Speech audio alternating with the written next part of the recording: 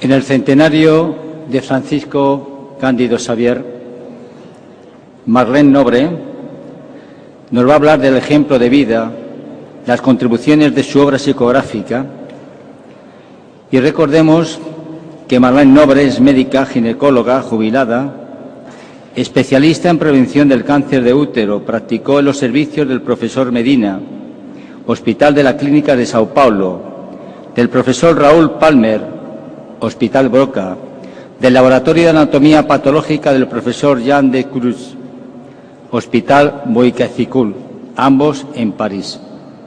Fue directora del puesto de asistencia médica Barcia do Cosmo, del INAMS de São Paulo, y actualmente preside la Asociación Médico Espírita de Brasil y la Internacional. Marlene Nobre es editora responsable del diario Fola Espírita y directora de la guardería Lar do Alvorecer en Diadema, São Paulo. Marlene Nobre escribió los libros La obsesión y sus máscaras, Nuestra vida en el más allá, El clamor de la vida, El alma de la materia, La vida contra el aborto, El don de la mediunidad, El pase como cura magnética, y organizó lecciones de sabiduría, entrevistas del medium Chico Xavier, con quien trabajó desde 1959 a 1962. Marlene Nobre participa del programa semanal Diálogos Médicos de Radio Boa Nova y del Portal de Luz de la televisión Alberta. Es conferenciante y organizadora de varios congresos nacionales e internacionales. La vamos a recibir con un aplauso porque es una compañera y trabajadora entrañable.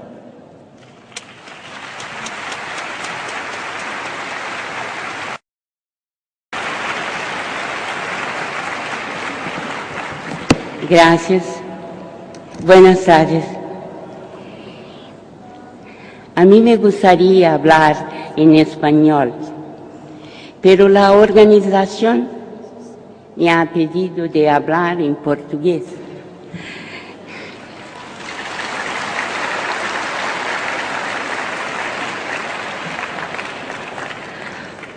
Por isso, vou falar em português, embora tenha preparado tudo para falar em espanhol. Eu vou lhes contar uma história de amor. É uma história de amor extraordinária, de um espírito que amou, que ama e que amou até dar o sangue e a vida por amor. Eu vou lhes falar da vida e da obra de Francisco Cândido Xavier, Chico Xavier para todos. A minha tese é que nós não podemos separar o homem, o ser humano, da sua obra. Seria impossível para mim analisar a obra recebida por Chico Xavier sem que eu me referisse ao exemplo que ele foi, à vida que ele teve. Assim, vou lhes dizer a respeito da sua vida algumas pinceladas sobre essa vida e, obviamente, se der tempo, algo sobre a obra. Esta é a visão aérea de Pedro Leopoldo, a cidade onde nasceu Chico Xavier. Esta imagem é de 1958, quando o médium deixou a sua terra natal.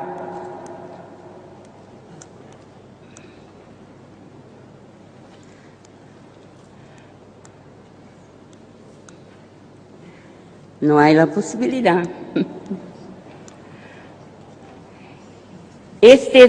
Essas duas fotos são de Pedro Leopoldo nos anos 30. Essas fotos que estou passando agora.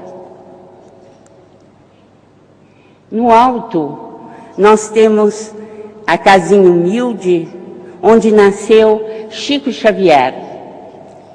E no quadro abaixo, vocês podem ver que a rua São Sebastião, onde estava localizada a humilde casa que não mais existe, esta rua São Sebastião é perpendicular à igreja matriz, onde está a rua principal da cidade.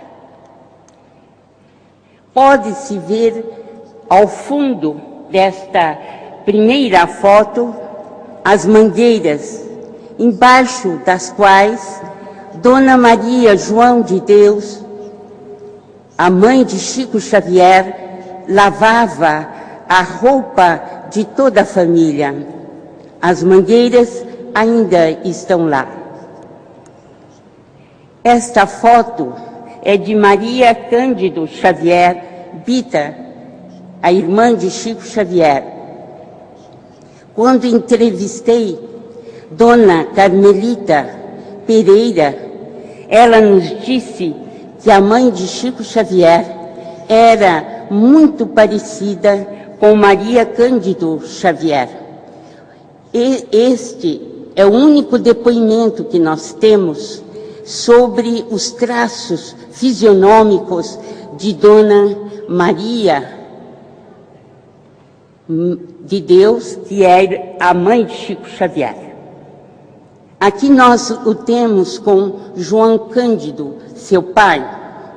João Cândido trabalhava na fábrica de tecidos, mas sobreviveu à custa da venda de bilhetes de loteria o restante da sua vida. João Cândido adorava serenatas. Ele tinha o temperamento de artista, gostava do pinho, da viola. Ele tocava, sua filha tocava também, e Chico Xavier, juntamente com a amiga Florisbela Pereira, cantavam nas madrugadas após a ceia de Natal, percorrendo as ruas de Pedro Leopoldo. Era assim que João Cândido gostava de ter à sua volta a sua família. É interessante porque dizem que a voz suave de Chico Xavier ajudou a João Cândido a conquistar sua segunda esposa, Cidália. Aos 4 anos, iniciou-se a mediunidade de Francisco Cândido Xavier. A família havia ido à igreja de Matozinhos para a missa de domingo, como é natural na religião católica. Eram 11 quilômetros que eles fizeram a pé.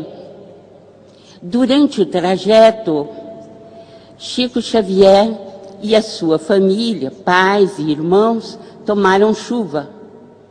Ao chegar em casa, Dona Maria João de Deus, cujo verdadeiro nome é Maria São João de Deus, soubemos isso através da certidão de nascimento de Chico Xavier.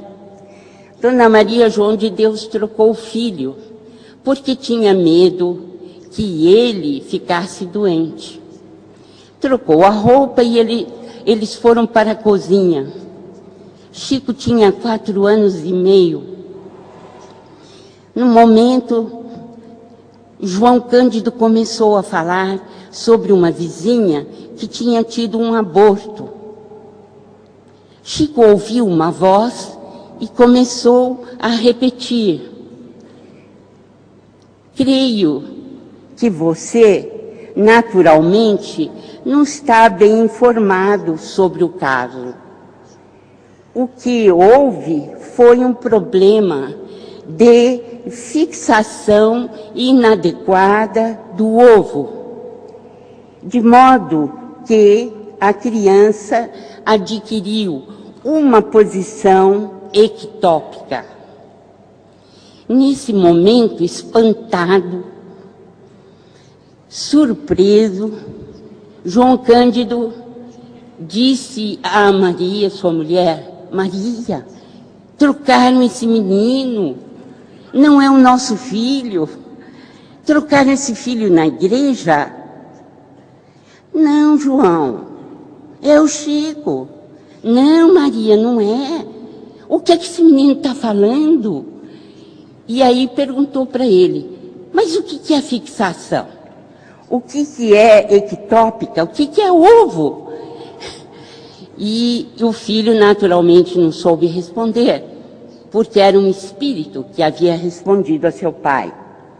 Essa lembrança, Chico Xavier, que estava muito presente na sua vida de adulto, ele transmitiu ao Dr. Elias Barbosa quando deu a ele uma série de depoimentos que está num livro extraordinário chamado Presença de Chico Xavier.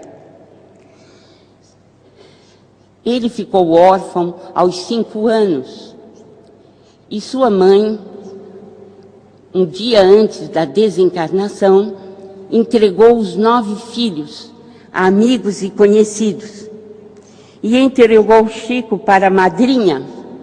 Aqui é um trecho do filme Chico Xavier. A madrinha está ao lado do menino. E Chico ficou desesperado: mamãe, você está me entregando para os outros? E ela disse: não, meu filho, eu preciso ir ao hospital, mas não creia que a sua mãe morreu. Eu não vou morrer, eu voltarei. E um dia eu vou te buscar. Se eu não puder fazer isso pessoalmente, eu envio uma moça que vai trazê-lo, então, para o lar novamente. E Chico, então, passou a viver na casa da madrinha e os maus tratos foram enormes. Várias surras por dia. Os garfos penetraram o seu abdômen, eram colocados pela madrinha, e ela cobria o corpo do garoto com um camisão, a fim de que as pessoas não vissem, e ele ficava com esses garfos o dia todo, que mais tarde lhe renderam 3 cirurgias de hérnia, quando ele estava adulto, quando ele ficou adulto. Foram dias de muito sofrimento, e ele teve o amparo da mãe, que lhe aparecia por entre as bananeiras no fundo do quintal, dizendo a ele que tivesse paciência e que perdoasse sua madrinha, que não a tivesse como sendo inimiga, mas que a perdoasse. Finalmente, o socorro veio 2 anos e 2 meses depois, quando seu pai, João Cândido, casou-se com Cidália Batista, e todos foram viver, a pedido da própria Cidália, os 9 filhos de Maria João de Deus foram morar em sua casa, em seu novo lar, e Chico naturalmente foi com eles. As lutas continuaram porque, muito católico, educado na religião católica, ele via os espíritos, e principalmente quando nas missas, muito cedo, as pessoas iam até lá, via Santa Teresinha de Lisieux oferecer rosas aos crentes, àqueles que iam às missas muito cedo. E muitas vezes ele via as hóstias iluminadas, porque os espíritos colocavam os eflúvios benéficos da espiritualidade.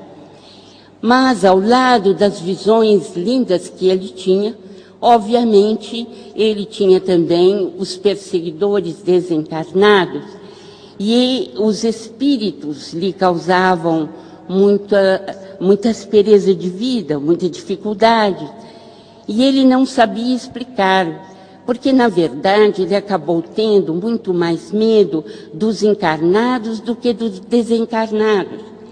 Porque se ele falasse que ele via os espíritos, logo vinham lhe dizer que ele estava possuído do demônio. E então ele sofria muito. Foi por isso que o padre Sebastião Scarzelli, que se vê na foto, ele o tomou como sendo seu confessor e aplicava pesadas penas ao garoto quando ele contava as suas visões. Ele tinha que fazer preces, milhares de preces repetidas, e muitas vezes ele dormia cansado, não é, de tanto rezar. Até que um dia o próprio padre Sebastião Scarzelli aconselhou-o a trabalhar, a fim de que ele pudesse, talvez, aplicar a mente em outra coisa, safando-se, então, dessas visões. No grupo escolar São José, à época de Chico, ele escrevia as redações, muitas vezes orientado por espíritos e que lhe ditavam belas exortações ou então descrições maravilhosas.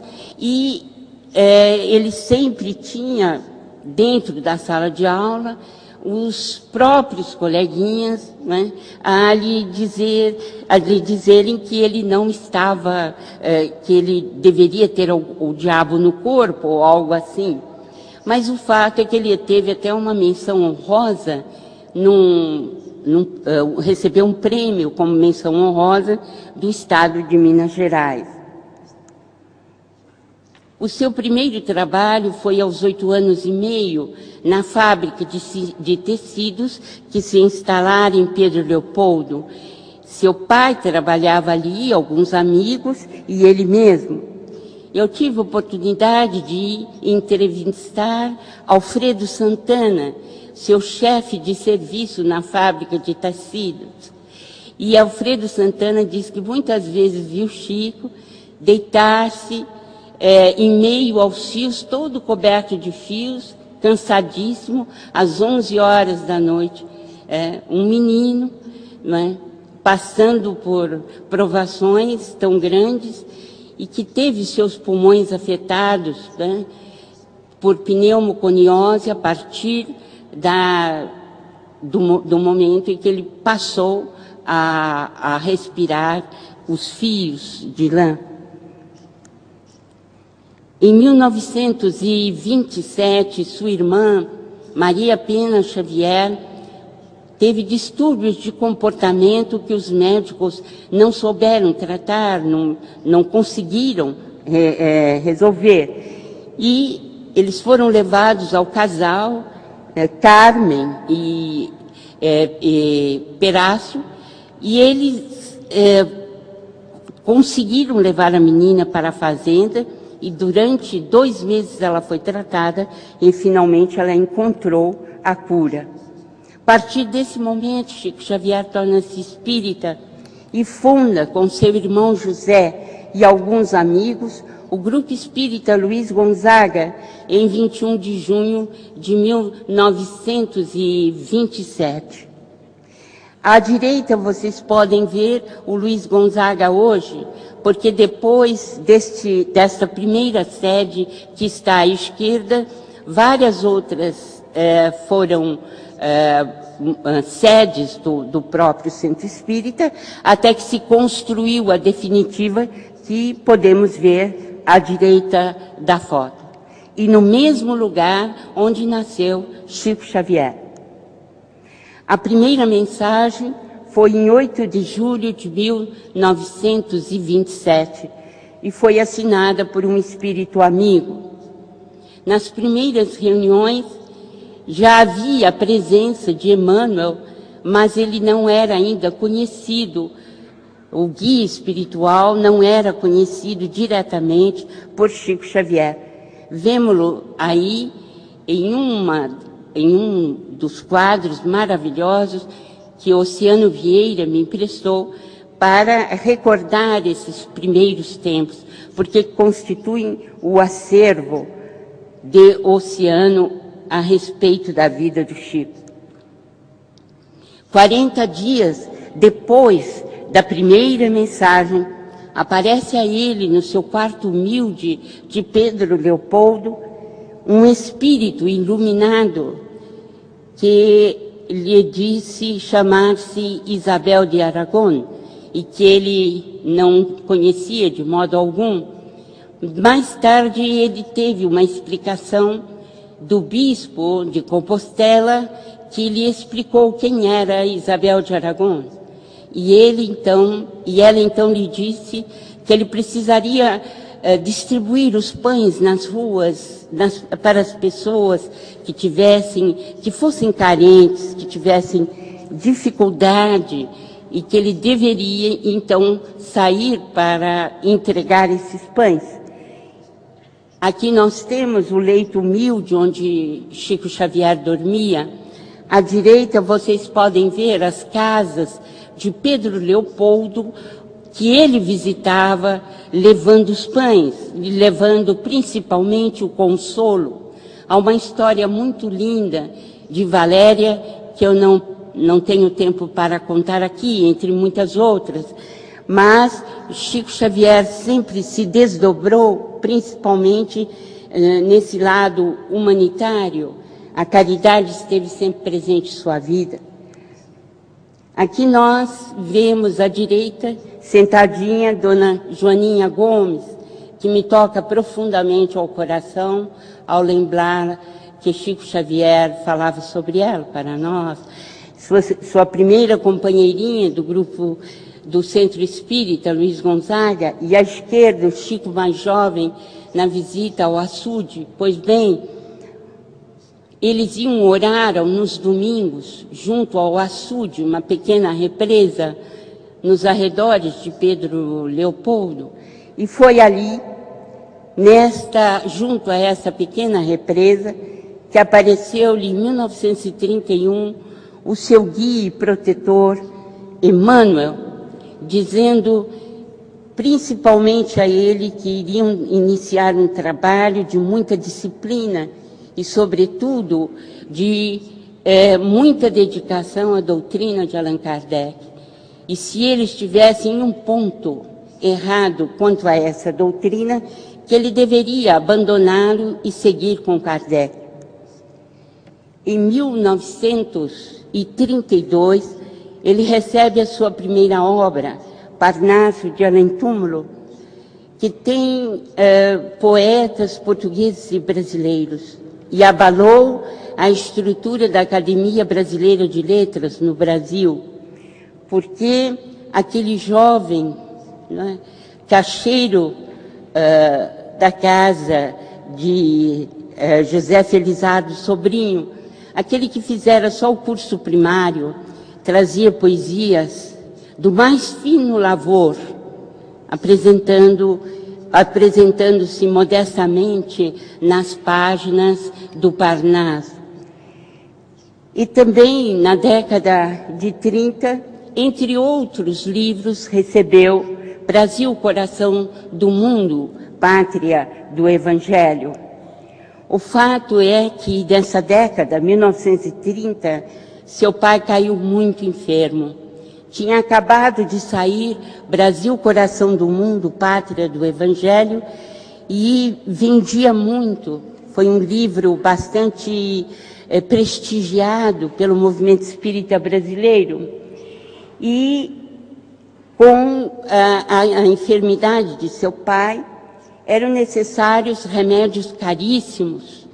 Uma injeção, né, que ele tomava correspondia aos gastos do armazém de um mês inteiro da sua família. E realmente seu pai começou a fazer um pouco de pressão sobre ele, dizendo: meu filho, por que você não pode tirar um pouco desse dinheiro dos livros para você? Se nós somos mais pobres que os mais pobres aos quais você dedica esse livro. Nós estamos em penúria, meu filho. E aí Chico, resolutamente, embora com pena do pai, disse: papai, esses livros não são meus. Eles devem ser destinados àquilo que o mundo espiritual deseja, aos mais carentes. Eles não me pertencem. Não apenas o problema do seu pai, mas a morte do seu irmão José, que havia ficado de 1927 a 1938 junto dele. Era o companheiro inseparável das reuniões do Centro Espírita Luiz Gonzaga. E José morre de um acidente vascular cerebral. Chico está sozinho mesmo, e faz suas preces sozinho e suas leituras no Centro Espírita Luiz Gonzaga sem ninguém. Mas ficara-lhe um sobrinho, filho de José, Emmanuel Luiz, que tinha 80 ataques epiléticos por dia. E sua mãe, a mãe de Emmanuel Luiz, foi internada em um hospital psiquiátrico. Chico assume a responsabilidade do sobrinho, além dos outros, e o coloca em seu próprio quarto e cuida dele. Mais tarde ele me revelou que era Fouquier Tinville, da Revolução Francesa, que vinha para um resgate dolorosíssimo e que depois se libertou, graças a Deus, depois desta encarnação. Esta é a família de João Cândido, que Francisco Cândido Xavier chamou a si e que tinha que cuidar ao longo da sua vida em Pedro Leopoldo, e que consumia tudo aquilo que os parcos dividendos que ele recebia da sua tarefa em vários locais. Aqui é bom lembrar que ele trabalhou na fábrica de tecidos, trabalhou no bar do Dove, trabalhou também como caixeiro, como vendedor do pequeno armazém de José Felizardo Sobrinho, e finalmente ele encontrou a paz no Ministério da Agricultura, na Secretaria de Agricultura do Estado de Minas Gerais, na Fazenda Modelo. Em 1944, ele pagou um alto preço pelo livro Nosso Lar. Surgiu o caso Humberto de Campos. Sim, porque a família reivindicava os direitos autorais do grande literato que foi Humberto de Campos e que já escrevia inúmeros livros através de Chico. Esses livros nos mostram o quanto foi a luta, principalmente da Federação Espírita Brasileira, mas mais ainda do próprio médium, que sentiu o peso deste processo. Finalmente, em 1959, ele se muda para Uberaba.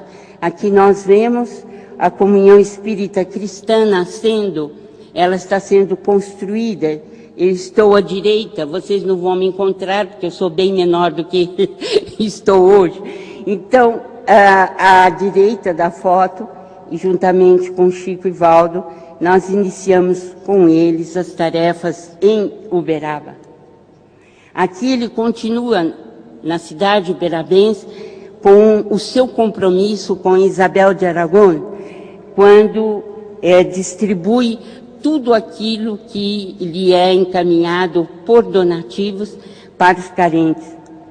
E essa distribuição ele faz a vida toda, frequentemente, inclusive, no bairro do Pássaro Preto, que é, até hoje, a sede de distribuição do Grupo Espírita da Prece. Ele participou de um programa admirável, Pinga Fogo, da TV Tupi, em 2 vezes, em julho e em dezembro, em 1971, e foi de tamanha audiência e tamanha repercussão que ele dividiu o movimento espírita em 2 etapas, antes e depois do Pinga Fogo. Ele continua a receber as mensagens e agora ele está com ordem de Emmanuel, 40 anos depois que ele iniciou a mediunidade, portanto, 1967, ele está com a ordem de seu guia espiritual para começar a receber as cartas psicografadas pelos entes queridos, já que é preciso que a mediunidade esteja bastante tarimbada e principalmente muito trabalhada, a fim de que essas cartas não tenham praticamente nada de interferência do médium. Nós tivemos oportunidade de realizar, juntamente com meu irmão Paulo Rossi Severino, o livro A Vida Triunfa. O Paulo, meu irmão, realizou, está aqui sendo entrevistado pelo programa Globo Repórter da TV Tupi. Ele realizou 160 questionários, pesquisas com famílias que receberam mensagens. Cada uma dessas entrevistas durava 3 horas e pouco, e ele teve a oportunidade de recolher dados muitíssimo interessantes que nós colocamos no computador e obtivemos, assim, esses dados de uma forma bastante explícita, principalmente de 45 casos de comunicação. É assim que nós, entre outros assuntos, perguntávamos se havia descrição de morte na mensagem. Em 75% houve essa descrição. E qual a causa da morte? Morte acidental em 73%, morte natural 18%, um assassinato e 2 suicídios. Aqui nós vemos 12 modalidades de mortes descritas em 45 mensagens. Morte por automóvel, por atropelamento, por motocicleta, por queda, por afogamento, por fogo, por bicicleta, por substância tóxica, por arma de fogo, pelo acidente ferroviário, por avião e por impacto de objeto. É humanamente impossível alguém registrar algo com tanta clareza e com tanta certeza de 12 casos de mortes, principalmente por acidente.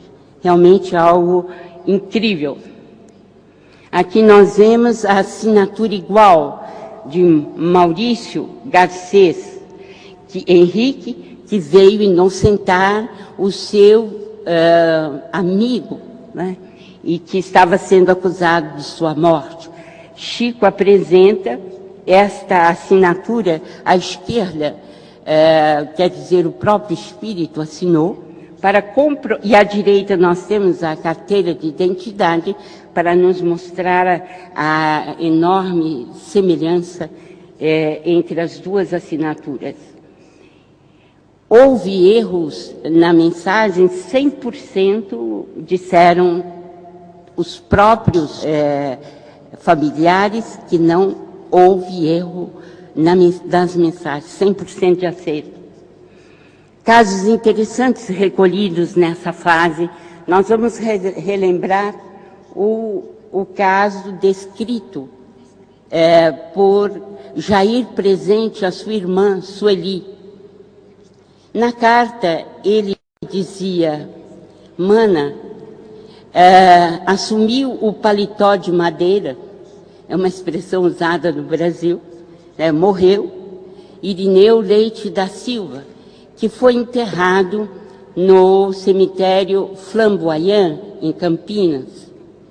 Como meu irmão não tinha condições de ir a Campinas, naquela época, foi ajudado por Sueli na procura dos dados.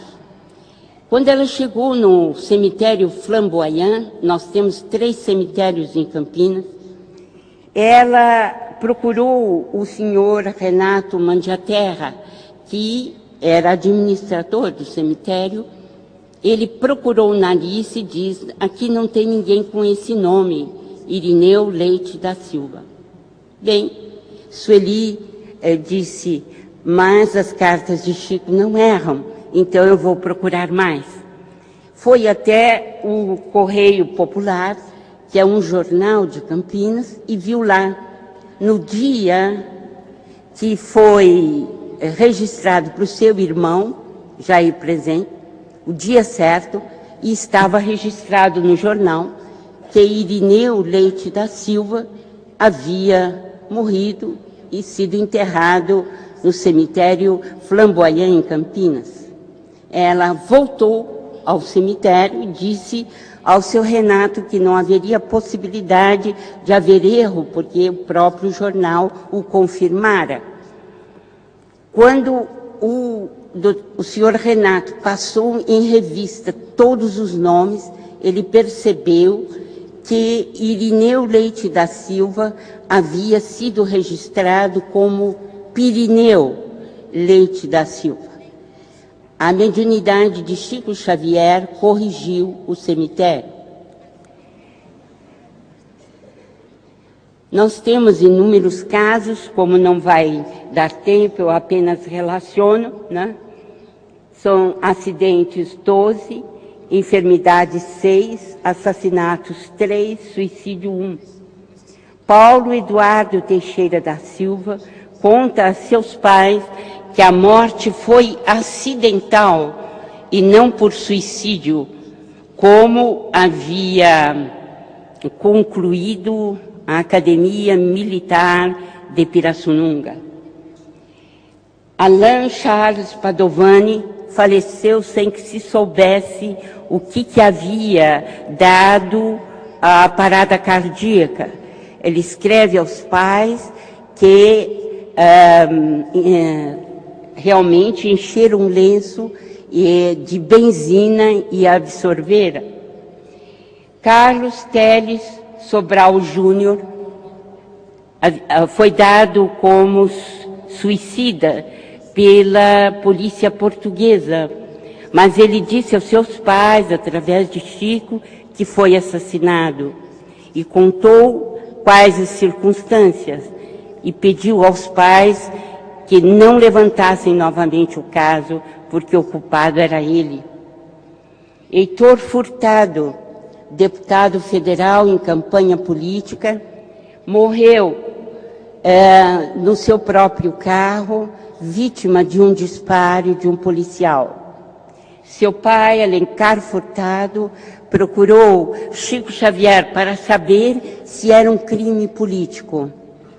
40 dias depois de sua desencarnação, Heitor Furtado diz ao seu pai: não vi nenhuma intenção por trás do olhar daquele jovem policial. Isto, com a continuidade da mensagem, seu pai percebeu que não havia crime político a ser considerado e deixou de atuar, colocando mais um promotor, mais um advogado para conseguir uma pena maior para o policial. Roberto Muscat apresentou aos seus pais expressões em hebreu, expressões israelitas, que Chico não conseguia ler e que teve que ter o auxílio do Dr. Davi Muscat, o pai de Roberto. A dona Hilda Mascaro Saulo, que enviou ao filho uma pequena carta em italiano. e que desencarnara na Itália sem possibilidade de rever o filho. Enfim, foram muitos os casos e nós procuramos colocá-los dentro de um tempo exequível por aqui. Em 1981, trabalhamos em favor do Prêmio Nobel da Paz para Chico Xavier, em 1981. O meu marido, Freitas Nobre, foi o presidente da comissão. Trabalharam conosco Divaldo Pereira Franco e também nosso amigo da Rede Globo, Vanucci. Nós tivemos muito mais de 4 milhões de assinaturas do Brasil inteiro, favor. Meu marido levou quilos e quilos para Oslo, na Noruega, e fizemos álbuns muito bem confeccionados, com 2.000 obras de caridade que nasceram sob a influência direta de Chico Xavier, sem contar a influência da obra em si mesma. Houve um caráter consolador da mediunidade, que está todo embasado no que mandamos para Oslo, para pedir essa láurea, esse prêmio. Ele não o recebeu. Chico Xavier, a sua personalidade, o seu trabalho, ele não está ao gosto daquilo que é julgado politicamente correto, mas, sem dúvida, a láurea, muito maior que a do Prêmio Nobel, ele deve ter recebido do coração de Jesus. E esse caráter consolador da doutrina que foi sentido também através de um livro que nós conseguimos fazer em 5 idiomas para mandar para Oslo e que foi distribuído para todas as bibliotecas do mundo, contendo até aquela data 180 obras psicografadas por Chico Xavier. O movimento da imprensa foi muito grande, então os benefícios para a doutrina foram também muito oportunos e necessários naquele momento. Agora vou lhes falar rapidamente sobre a contribuição de Chico Xavier na questão das revelações espirituais. Não vou me deter com muitos detalhes, mas comecemos pela glândula pineal. Em 1945, no livro Missionários da Luz, o espírito Alexandre nos diz que a pineal governa o mundo das emoções, controla todo o sistema endócrino, comanda as forças subconscientes, supre os órgãos de energias psíquicas, é fonte de criação das mais importantes, é a glândula da vida mental. Somente em 1958 é que Aaron Lerner e colaboradores da Universidade de Yale descobriram a melatonina, um hormônio próprio da pineal. A partir daí, os laboratórios do mundo todo passaram a considerá-la não como um órgão vestigial, rudimentar, mas algo que permanece vivo e atuante em nosso organismo. No livro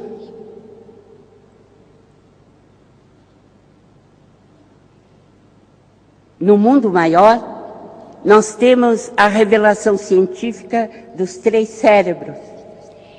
O cérebro inicial, chamado de subconsciente, onde estão os hábitos e os automatismos, o córtex motor, o consciente, e que nos diz sobre o momento atual, o esforço e a vontade, e os lobos frontais, onde está o superconsciente, o futuro da raça, o ideal e a meta superior.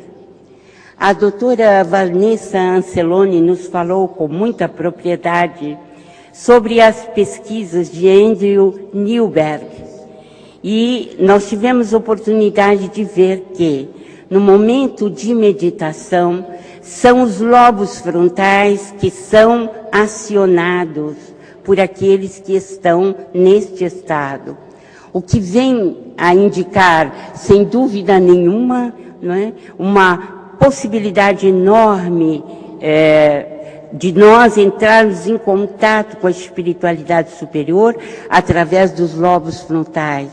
Mais que isso, não é? Vem demonstrar que uma revelação de 1947 é bastante atual nos dias de hoje. A consciência, o pensamento e a física quântica.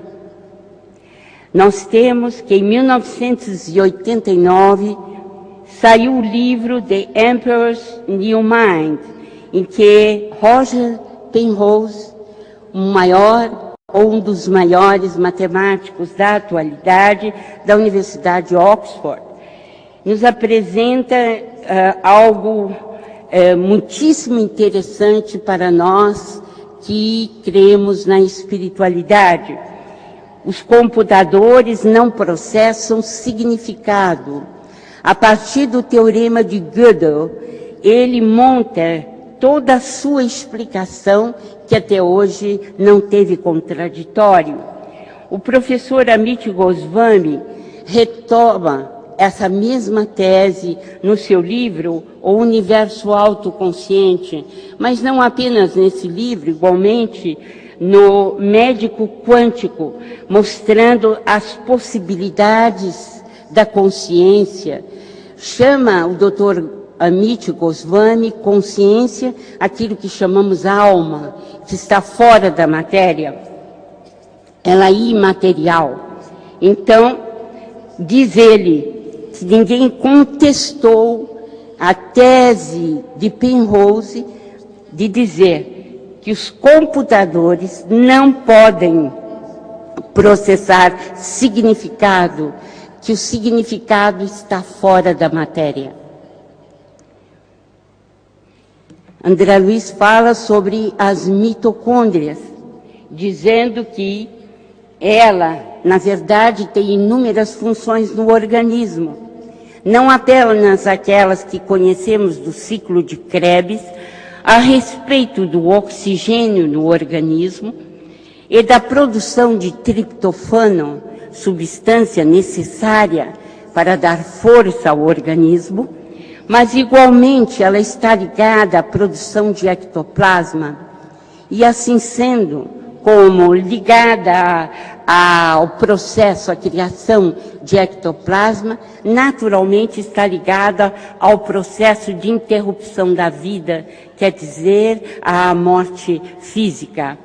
E isto, muito recentemente, foi nos trazido por Guido Kremer, do Centre National de la Recherche Scientifique, em 1996, em Villejuif, na França, quando ele descobriu que a diminuição do potencial mitocôndrico transmembrânico é que levaria à apoptose ou ao início da morte celular. Sempre lembrando que as mitocôndrias têm genes também, e que esses genes devem estar muitíssimo ligados à interrupção da vida, não é? ao processo vital do nosso organismo. Não vai ter tempo. Os lóbulos frontais são regiões, então, mais elevadas do ser. Existe, para quem desejar depois saber, uma pesquisa do Dr. George Moll, indicando, então, que o córtex pré-frontal está ligado a valores e sentimentos morais elevados, mais uma vez confirmando André Luiz. Alguns apontamentos que eu coloquei, para quem quiser tomar nota e procurar na obra de André Luiz e Emmanuel, a demência senil, em 1947, a fonoaudiologia, em 1954, a esquizofrenia, em 1947, a teoria de Darwin, analisada de 1947 a 1958, as etiopatogenias e corpos sutis, de 1943 a 1958, a Constituição do Ser Humano, de 1943 a 1958, a ligação entre câncer e depressão, em 1958, e a quinta força da natureza prevista por Emmanuel no livro Pensamento e Vida, em 1958. Meus amigos, Chico Xavier veio para lavar os pés das criaturas humanas. Ele veio para demonstrar que só pelo amor vale a vida. Ele veio para viver o Evangelho segundo o Espiritismo. Ele deixou de lado qualquer pretensão intelectual. Amava a literatura. Amava os versos, as belezas da vida, mas nunca pôde se dedicar aos estudos porque teve que trabalhar muito cedo. Em Pedro Leopoldo não havia biblioteca e ele teve que, aos seus cuidados, uma família inteira. Certa vez eu disse a ele: mas você está tão cansado, Chico.